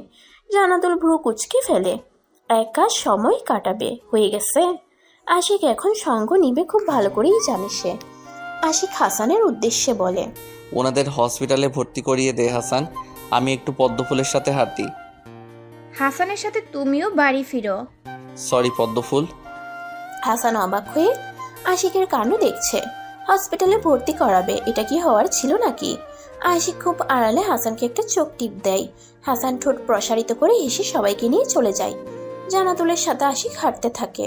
হাঁটতে হাঁটতে আশিক বলে, পদ্মফুল যদি বলি ভালোবাসি, তাহলে বলবো বেয়াদবি বাদ দাও। আপনি কি জানেন আমি আপনার প্রতি দুর্বল? আশিক, তুমি আসতে পারো। আমি আজকের দিনটা একা কাটাতে চাই। আমি আপনাকে ভালোবাসি পদ্মফুল। জানাতুল বিরক্ত নিয়ে জোরে জোরে হাঁটতে থাকে। আশিক পিছে পড়ে থাকে। নাম না জানা বিভিন্ন ফুল কিনে আড়াল থেকে জানাতুলের বেশ কিছু ছবি তুলে ফুলগুলো নিয়ে জানাতুলের সামনে গিয়ে দাঁড়ায়। জানাতুল প্রকুচকে বলে, কি হয়েছে? পদ্মফুল, ও পদ্মফুল গ্রহণ করো এই অবুধ শিশুর প্রপোজখানা। আশিক, পদ্মফুল করো না গ্রহণ। বিরক্ত করো না। জানাতুল দূরে যেতে চাইলে আশিক হাত ধরে টান দেয়। জানাতুল আশিকের বুকে এসে লেপটে যায়। আশিক কপালে একটা চুমু দিয়ে নাকে নাক ঘষে। জানাতুল কেঁপে উঠে। আশিকের থেকে হাত ঝাড়া দিয়ে দূরে সরে যায়। জানাতুল চিৎকার করে বলে, আশিক, বাড়াবাড়ি করছো কেন? মানুষ দেখছে আমি তোমার ম্যাম হই, ভুলে যাচ্ছ। আমি আপনাকে ভালোবাসি, এটা কেন বুঝতে পারছেন না? নাকি বুঝেও না বোঝার ভান করছেন? এই ভালোবাসা নিজের কাছে রেখে দাও, তুমি কখনো আমাকে পাবে না। জানাতুল দূরে সরে যায়। আশিক মুখটা ইনোসেন্ট বানিয়ে একটা সরি বলে, তারপর আবারও হাঁটা শুরু করে। জানাতুল বিরক্তিকর মুখ নিয়ে বলে, তুমি এই সাহস কই পাও? আমাকে কিস করছো কোন সাহসে? ছোট ভাই হিসেবে না হয় একটা কিস করছি, এটা নিয়ে এত জ্বলছে কেন? আমাকে তুমি করে বলবে না। এটা নিয়ে এত জ্বলছো কেন? আচ্ছা চলেন আপনাকে এই জায়গায় ঘুরে দেখাই। তোমার মতো বেহায়া ছেলের সাথে কোথাও যাব না আমি। Please ma'am. জানাতুল আশিকের সাথে পেরে ওঠে না। আশিক জানাতুলের সাথে পা মিলিয়ে হাঁটতে থাকে। পাশের দোকানে কিছু জিনিস তার চোখে পড়ে। সেখানে বেশ কিছু চাদর আছে। পছন্দ হয় আশিকের। জানাতুলের দিকে তাকিয়ে বলে, ম্যাম চাদরগুলো সুন্দর না? হুম, আমাকে একটা পছন্দ করে দিবেন? সামনে তো শীত। চলো। আশিক ঠোঁট বাঁকিয়ে হাসে। জানাতুলকে সাথে নিয়ে একটা কালো কালার চাদর নেয়। ঘোরাঘুরি করতে করতে বিকেল নেমে পড়েছে। আশিক অবাক হয়ে সব দেখছে। মনে মনে বলে, উফ, কেন যে পদ্মফুলের সাথে আসতে গেলাম। আমাকে হাঁটিয়ে মারছে আজ। আল্লাহ গো, পা ব্যথা করে। বউ নাই, পা কে টিপে দিবে? সারাদিন ঘোরাঘুরি করে যখন বাসায় ফিরবে তখন জোরে বৃষ্টি শুরু হয়। জানাতুল তখন রাস্তার পাশে দাঁড়িয়েছিল। আশিক লক্ষ্য করে সাদা জামায় জানাতুলের শরীর বুঝে যাচ্ছে। তাড়াতাড়ি চাদর দিয়ে জড়িয়ে দেয়। জানাতুল ভীতু সুরে বলে, ধন্যবাদ। আশিক কিছু বলে না। প্রায় রাত 9টার সময় জান্নাতুল বাড়িতে ফিরে। এ নিয়ে তার মা কিছু বললেও বাবা কিছু বলবে না। কি বলবে, মেয়ে তো ছোট না। পদ্মফুল আছেন? পরের দিন সকালে জান্নাতুল তখন সানজিদের ছিল, তাই মেসেজের কোনো রিপ্লাই দেয় না। জান্নাতুল বুঝতে পারে আশিক তাকে পছন্দ করে, কিন্তু এটা গুরুত্ব দেয় না। আশিক আর সে এটা কিছুতেই যায় না। আজ শনিবার জান্নাতুল আর সানজিদ মিলে একটা কলিগের বাসায় যায়। এক ম্যাডামের মেয়ের বিয়ে আজ, সেই জন্য দুজন একসাথেই যায়। তাদের পরিচয় এখন অনেকটা গভীর। কেউ কেউ তো ভেবে নেয় হাজব্যান্ড ওয়াইফ, আর কেউ ভাবে গার্লফ্রেন্ড বয়ফ্রেন্ড। সাহিত্যিকা, আপনাকে শাড়িতে বড্ড সুন্দর লাগে। আপনার এই সৌন্দর্যের রহস্য কি বলুন তো? এটা আজও জানতে পারলাম না। উফ সানজিদ সাহেব, আপনিও না কি সব বলেন। উফ, যখন তখন। আমি সুন্দর, তবে আপনার যত বলেন ততটাও না। আর সব আল্লাহর দেওয়া, এখানে আমার কোনো হাত নেই। দেখো, কলিগের মেয়ের বিয়ে হচ্ছে, অথচ তুমি আমি আজও অবিবাহিত। দেখা যাক, আজ কোনো কলিগের মেয়েকে ভালো লাগলে বিয়ে করে নেব। জান্নাতুল হেসে দেয়। আসলে এই কলিগের মেয়ের বিয়ে হচ্ছে, আর তারা অবিবাহিত। বিয়ে বাড়িতে সবাই মিলে ভালোই মজা মাস্তি করে। সকাল শিক্ষক ছিল এখানে। বিয়ে শেষে জান্নাতুল বাসায় ফিরে আসে। পরদিন সকালে ভার্সিটিতে। পদ্মফুল, will you marry me? Will you my 4 বাচ্চার মাম্মাম রাখবেন কি আপনার মাথা আমার বুকে? হোয়াট? এটা কি ধরনের অসভ্যতা আশিক?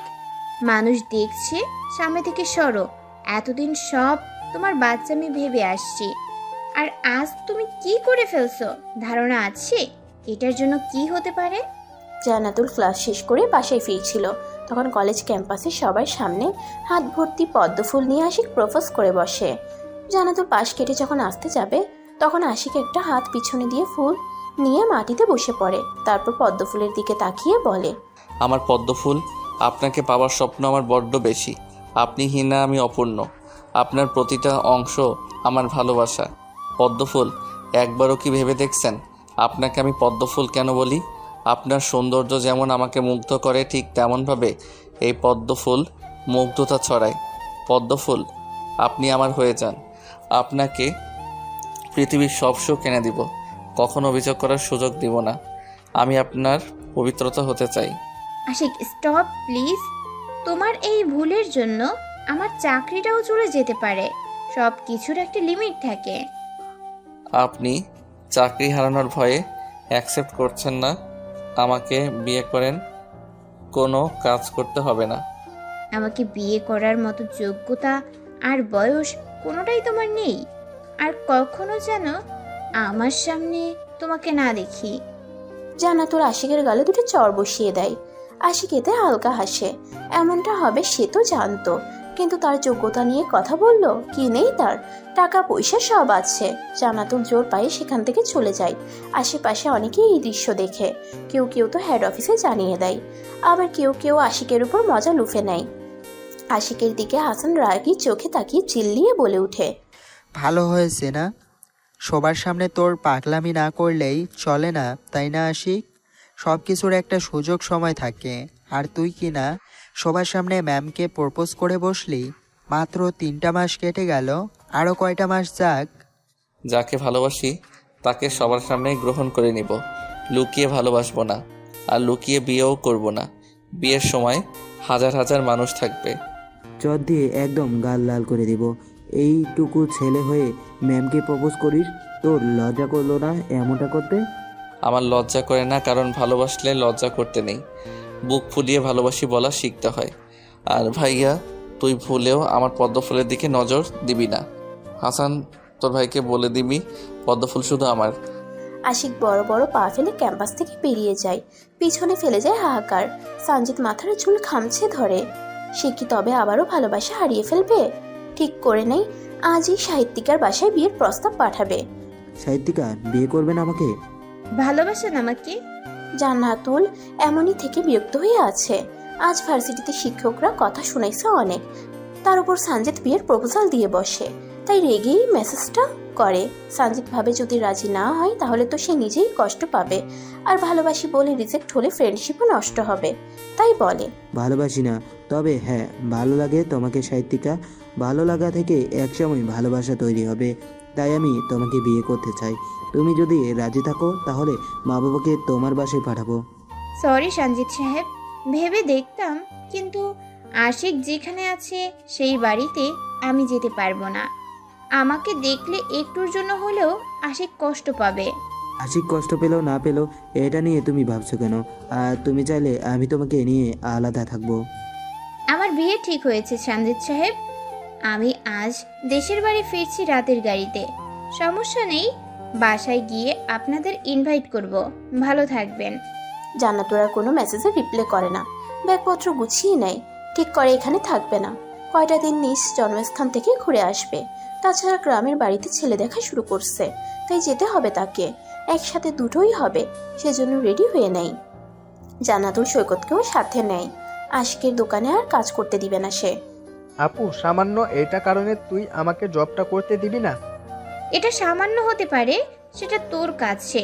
আমার কাছে এটা অনেক বড় বিষয়, বুঝলি? সো একটা কথা না, অনার্স শেষ কর, তারপর ভালো কিছু করতে পারবি। এখানে যা দিচ্ছিল তা দিয়ে আমার চলতে সুবিধা হতো না। তাছাড়া আশিক ভাইয়া তোকে সত্যি ভালোবাসে, তুই হুট করে অন্য কাউকে বিয়ে করার সিদ্ধান্ত নিতে পারিস না। চুপচাপ রেডি হ, আব্বু আম্মু রেডি হয়েছে, আমাদের জন্য ওয়েট করছে। আপু প্লিজ। আমি বেশি কথা বলতে চাই না, আমার চাকরির 3 মাস হচ্ছে মাত্র। এখনই এত কিছু শিক্ষকরা বলে দিছে। আমি যেন বিয়ে করি, তারপর ভার্সিটিতে পা রাখি। তাহলে আশিক ভাইয়াকে বিয়ে কর। আমার সাথে তাকে মানায় না। সকাল 7টার সময় নিজ বাসস্থানে এসে পৌঁছায়। বাসায় এসে সবাই ফ্রেশ হয়ে নেয়। জান্নাতুল গাড়িতে ঘুমাতে পারে না, সেজন্য গোসল করে শুয়ে পড়ে। ঘুম ভেঙে যায় বেলা 11টার সময়। উঠে খাওয়া দাওয়া করে একটু বাহিরে ঘুরতে বের হয়। এবার অনেক সময় নিয়ে বাসায় ফিরছে। 3 মাস পর বাসায় ফিরছে। ঈদে আসছিল শুধু। হাঁটতে হাঁটতে একটা বাড়ির সামনে চলে আসে। কখন আসছে নিজেই বুঝতে পারে না। বাড়িটার দিকে তাকিয়ে একটু দীর্ঘশ্বাস ফেলে। হুট করে একটা বাচ্চা ছেলে তার সামনে এসে দাঁড়ায়। জান্নাতুল ভ্রু কুচকে হাঁটু মুড়ে বসে। হেই পিচ্ছি, একা একা রাস্তায় কি করছো? ভয় করে না? পিছন থেকে একটা কণ্ঠ জান্নাতুলের কথা বলে থামিয়ে দেয়। পিছনে তাকিয়ে তার চোখের পলক ফেলাও থমকে যায়। মিয়ে যাওয়া কণ্ঠে বলে, মায়ারাজ। জান্নাতুলের সামনে তার অতীত দাঁড়িয়ে আছে। অতীত, তার ভালোবাসা, এক্স বয়ফ্রেন্ড। আজ সে একটা সন্তানের বাবা। জান্নাতুল বুঝতে পারে ছেলেটা হয়তো তাহসিনের সন্তান। জান্নাতুল চলে আসবে তখন পিছন থেকে তাহসিন ডাক দেয়, মায়াবতী, কেমন আছো? ভালো আছি, আলহামদুলিল্লাহ, অনেক ভালো আছি আমি। তুমি কেমন আছো? আমিও ভালো। বাসায় কবে ফিরছো? ভার্সিটিতে সময় কেমন কাটছে? ভালো। তুমি কি এখনো আমার উপর রেগে আছো মায়াবতী? মায়াবতী কখনো তার মায়ারাজের ওপর রেগে থাকতে পারে না। যে সময় রাগ করার অধিকার ছিল সেই সময় রাগ দেখাতে পারি নাই। এখন রাগ দেখাবো কিভাবে? মাফ করে দিও মায়াবতী। আমি জানি বড্ড অভিমান করে আছো। হয়তো এতটা খারাপ লাগতো না তোমার, যতটা লাগছে যখন শুনেছো আমি আমার এক্স জিএফকে বিয়ে করেছি। না তো, তুমি সুখী আছো মানেই আমি সুখী। ভালোবাসা তো সেটাই, তাই না? তুমি তো বলেছিলে যাকে ভালোবাসি তাকে ভালো থাকতে দেওয়া উচিত।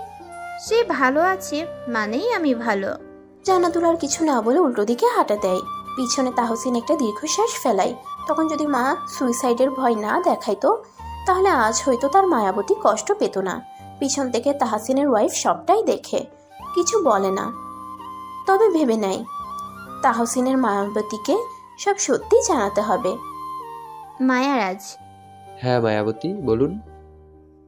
আপনি আমার দিকে এইভাবে তাকিয়ে আছেন কেন? আপনাকে দেখার তৃষ্ণা যে আমার মিটে না মায়াবতী। আপনি এইভাবে তাকিয়ে থাকবেন না মায়ারাজ। কেন মায়াবতী? আমার লজ্জা করে খুব।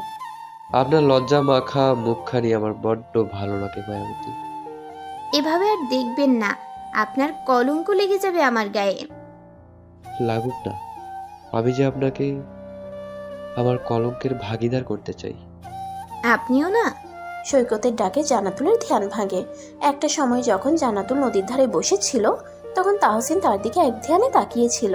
সেই সময় তাদের যে কথাগুলো হয় সেটাই সে এতক্ষণ ভাবছিল।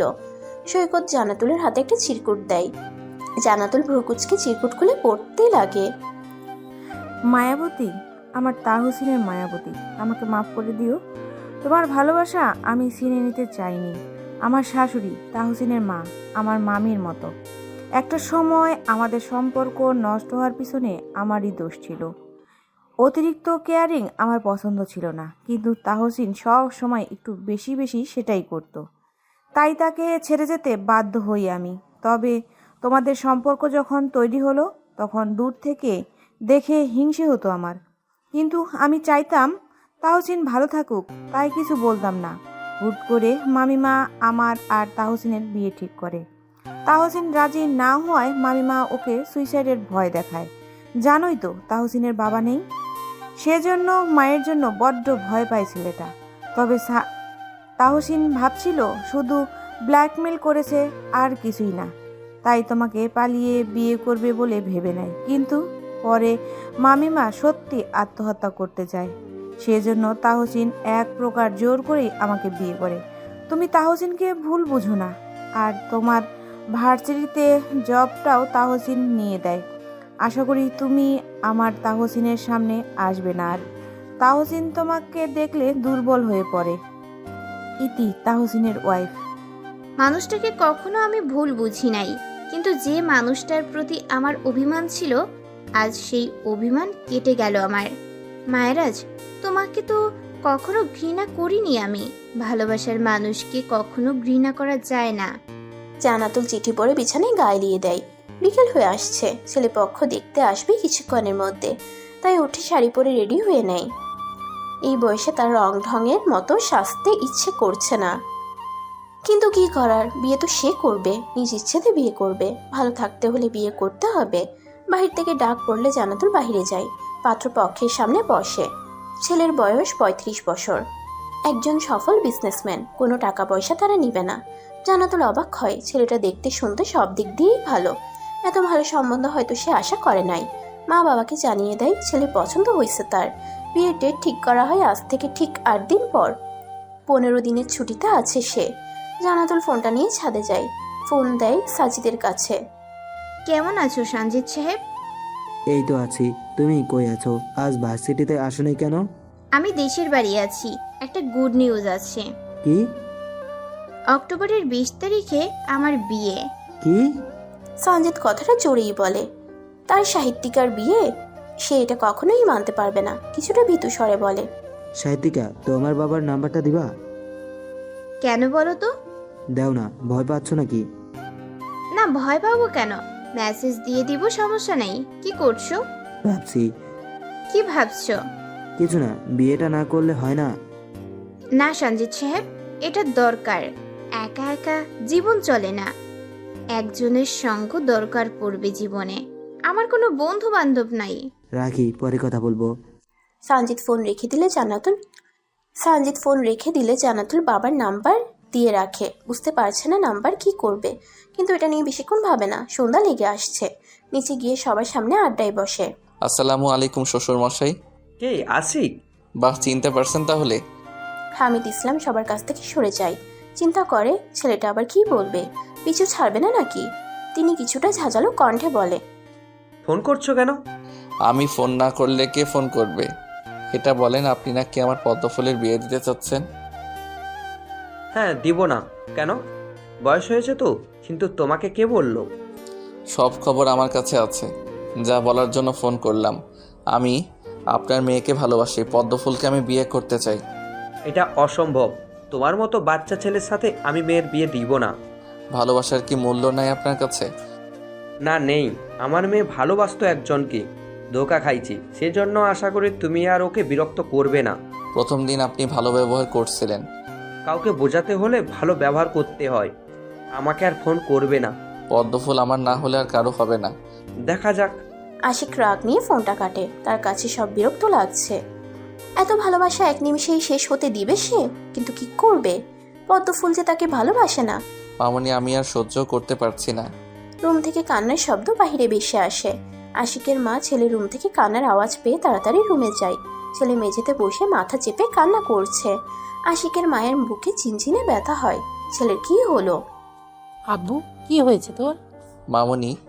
আশিক ঠোঁট মুড়িয়ে মায়ের বুকে পড়ে, শক্ত করে জড়িয়ে কাঁদতে কাঁদতে বলে, মামনি, আমি আমার পদ্মফুলকেই চাই, ওকে ছাড়া আমি বাঁচবো না। মামনি। কি হয়েছে বাবা? কি এই পদ্মফুল, বলবি তো? আমি ওনাকে খুব ভালোবাসি মামনি, ওনাকে আমার কাছে এনে দাও প্লিজ। ওনাকে ছাড়া আমি মরে যাব মামনি। আমাকে বল মেয়েটাকে, আমি কথা বলবো তার পরিবারের সাথে। উনি আমার শিক্ষক মামনি। আশিকের চোখের পানি মুছে দেয় তার মা। মাথায় হাত বুলিয়ে দিতে থাকে। এই কয়েক মিনিটে চোখ মুখ কালো হয়ে গেছে। সবাই রুমে চলে আসছে। বুঝতে পারে প্রেম বিশেজ্ঞ অসুখ। আশিক তার মামুনিকে বলে, মামনি এনে দাও প্লিজ, আমি পদ্মফুলকে চাই। ওনাকে আমি অনেক ভালোবাসি মামনি, ওনার জন্য তো আমার এত পরিবর্তন। আমাকে সব খুলে বল। আশিক সব খুলে বলে। আশিকের মা বাবা থ মেরে বসে থাকে। তাদের ছেলে এমন একজনকে ভালোবাসে, এটা তো সম্ভব না। তারা মানলেও মেয়ের পরিবার মানবে না। হ্যাঁ, পদ্মফুলকে এনে দাও দয়া করে। আশিক মায়ের পা ধরে কাঁদো কাঁদো মুখ করে বলে। উনি অবাক হয়ে যায়। একটা মেয়ের জন্য তার ছেলে পা ধরতেও দ্বিধাবোধ করছে না। আশিকের বাবা তার ছেলের কাছে আসে, বুকের সাথে জড়িয়ে নিয়ে বলে, জান্নাতুলের বাবার নাম্বার আছে কি তোর কাছে? হ্যাঁ আব্বু, আছে। আমাকে দে। উনি নাম্বার নিয়ে সবাইকে রুম থেকে যেতে বলে। তিনি নিজেও নিজের রুমে যায়। আশিকের মা আশিকের পাশে থাকে। ছেলে যা শুরু করছে এখন ওনার ভয় হচ্ছে। ছেলে উল্টা পাল্টা কিছু করে না বসে। আমি সাহিত্যিকাকে কখনো আশিকের হাতে দেব না। দরকার হলে আশিককে শেষ করব আমি।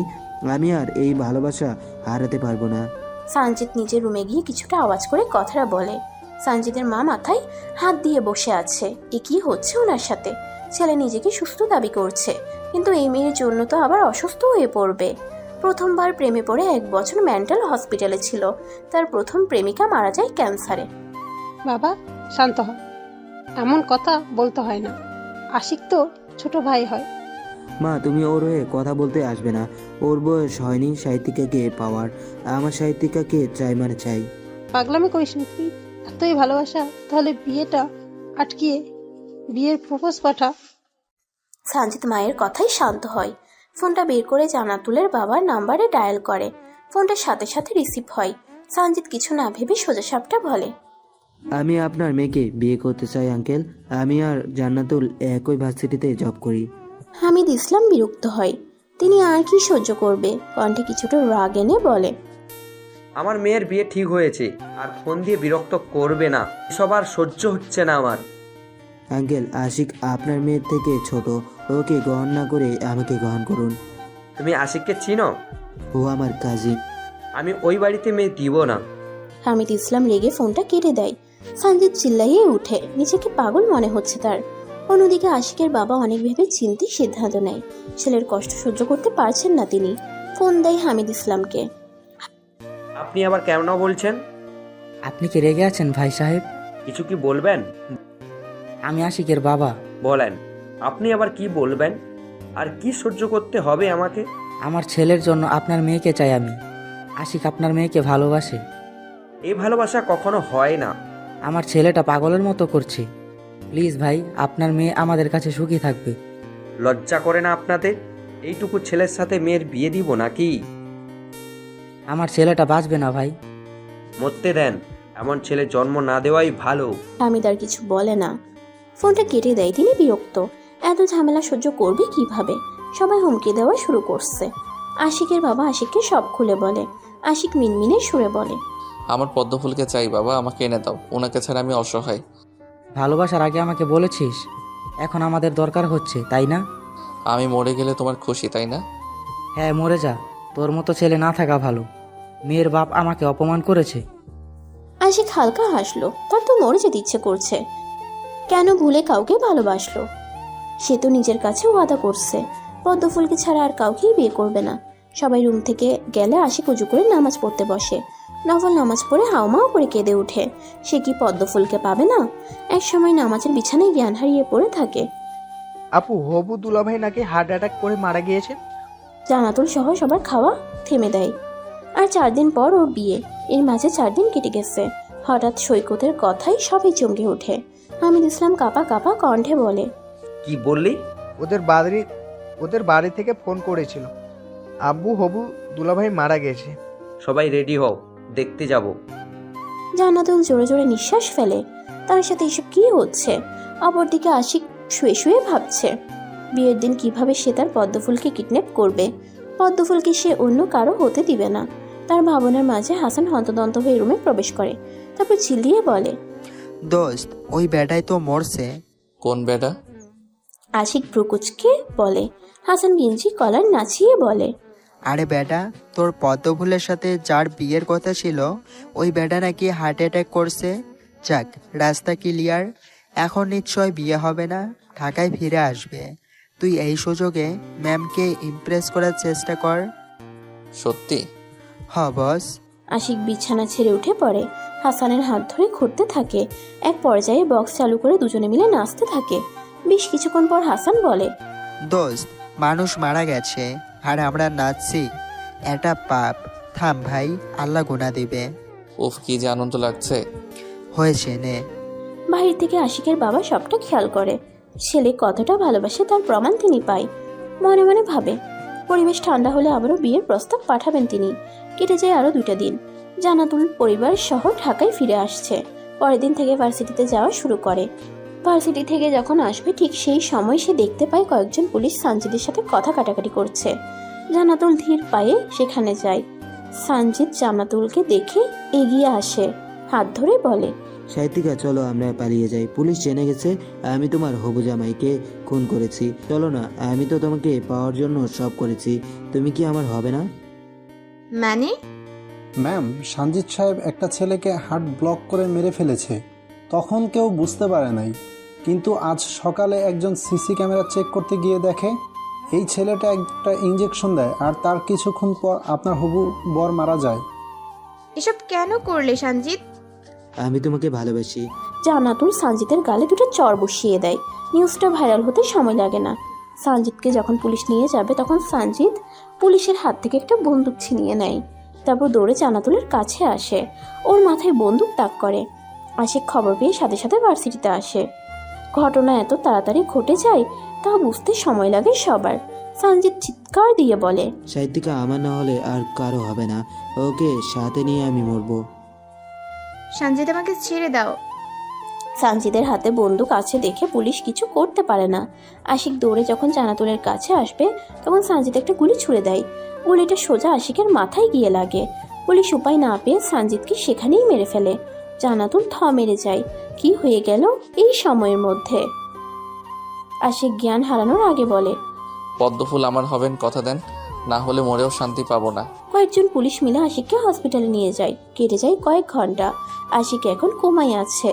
কই থেকে কি হলো সেটা ভাবতেই জান্নাতুলের মাথা খুঁড়িয়ে উঠছে। এখন সে হসপিটালে পড়ে আছে, নড়ার শক্তি নেই শরীরে। হাসান এসে বলে, ম্যাম আপনি বাসায় যান, সেই দুপুরে আসছেন, তখন থেকে কিছু মুখে দেন নাই। এখানে থেকে কি করবেন? আশিক তো এখন কমায় গেছে। আপনার ভালো হয়েছে তাই না ম্যাম? আপনাকে আর কেউ চালাবে না। আমি এটা চাইনি হাসান। এখন কান্না করে লাভ নাই। আপনার বাসায় সবাই হয়তো চিন্তা করছে, বাসায় যান। আমার উপর তোমার খুব রাগ তাই না? আমার জন্য তোমার ভাইয়া? না, যার যেমন কর্ম তার ফল তেমন হওয়া উচিত। ভাইয়া মেন্টাল ছিল, সেই ট্রমা থেকে বের হতে পারে নাই। হাসান আর কিছু বলতে পারে না। খুব গোপনে চোখের জল আড়াল করে সেখান থেকে চলে যায়। জান্নাতুল একবার আশিকের সাথে দেখা করে। ছেলেটা নিশ্চুপ হয়ে শুয়ে আছে। যদি সুস্থ থাকতো তাহলে কি এমনভাবে চুপচাপ থাকতো?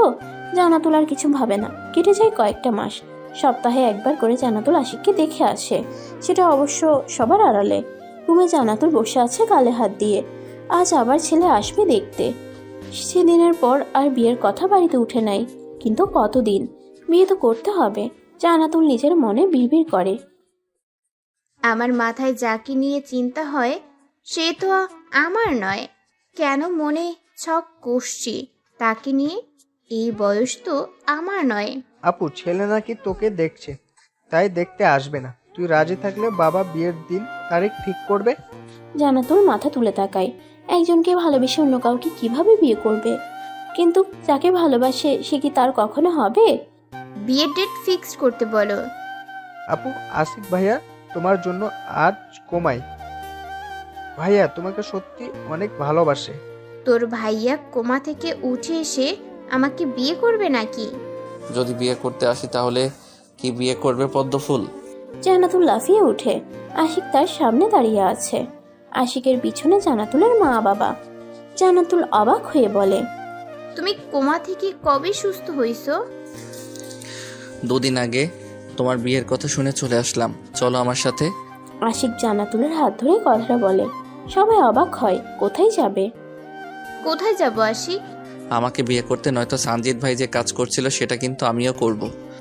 আশিক, বাড়াবাড়ি করো না, তোমার সাথে আমার মেয়ের যায় না। হামিদ ইসলাম কথাটা বলে আশিককে বাড়ি থেকে বের করে দেয়। এবার বিয়েটা ভেঙে গেলে মান সম্মান থাকবে না তাদের। আশিক যাওয়ার আগে বলে যায়, পদ্মফুল তার না হলে আর কারো হবে না। জান্নাতুল রুমে গিয়ে দরজা বন্ধ করে হাঁটু মুড়ে কেঁদে দেয়। তার কিছু ভালো লাগছে না। সে তো অজান্তেই এই কয়েক মাসে আশিককে ভালোবেসে ফেলেছে। পাশে ফোন বেজেই যাচ্ছে। জান্নাতুল ফোনটা হাতে নিয়ে চোখের পানি মুছে নেয়। পদ্মফুল, তুমি কি চাচ্ছ? ভালোবাসো কি আমাকে? এটা হওয়ার নয় আশিক, কেন বুঝতে পারছো না? হসপিটালের নার্স আমাকে বললো আমার পদ্মফুল নাকি আমাকে দেখতে আসতো, সেটা কি তাহলে স্টুডেন্ট ভেবে? আমার কাল বিয়ে আশিক, বাবা তাড়াতাড়ি বিয়ে দিতে চায়। তুমি কি চাও সেটা বলো। যদি আমাকে 1 বিন্দু ভালোবাসো তাহলে কাল নিতে যাব। যদি বলি ভালোবাসি না তাহলে? ভিডিও কল দাও, নিজ চোখে আমার মৃত্যু দেখবে। জান্নাতুল ভয়ে কেঁদে দেয়। পাগল পাগল লাগছে নিজেকে।